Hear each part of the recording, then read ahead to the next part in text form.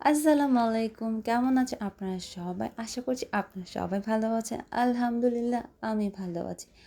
আজকে আপনার সাথে শেয়ার করব আমার আম্মু আব্বু ৩৯তম বিবাহবার্ষিকী সুন্দর একটি ব্লগ, যেখানে আমরা পরিবারের সবাই মিলে অনেক মজা করেছি। আম্মু আব্বুর বিবাহবার্ষিকী উপলক্ষে দুপুর রান্নাটা আমার মেজো আপুই করেছিল। দুপুর রান্নায় ছিল চিকেন চিলি আর সাথে ছিল ইয়াম্মি ফ্রাইড রাইস। চিকেন চিলির গ্রেভিটা দেখেই বুঝতে পারছেন কী পরিমাণ ইয়াম্মি হয়েছে।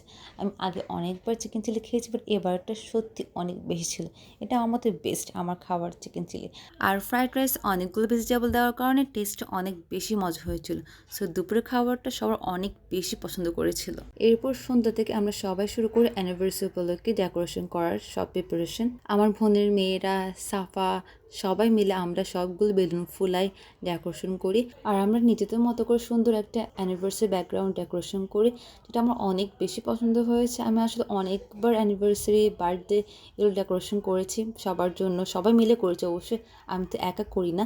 সো বাট আমার এবারের ডেকোরেশনটা অনেক বেশি পছন্দ হয়েছে।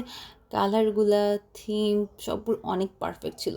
আমার অনেক অনেক অনেক বেশি পছন্দ হয়েছে। আর সন্ধ্যায় আম্মু আব্বু অ্যানিভার্সারির জন্য আমার জামাই সুন্দর একটি কেক আনে, সাথে আনে সুন্দর একটি ফ্লাওয়ার বুকে, যেটা আমার অনেক বেশি পছন্দ হয়েছে।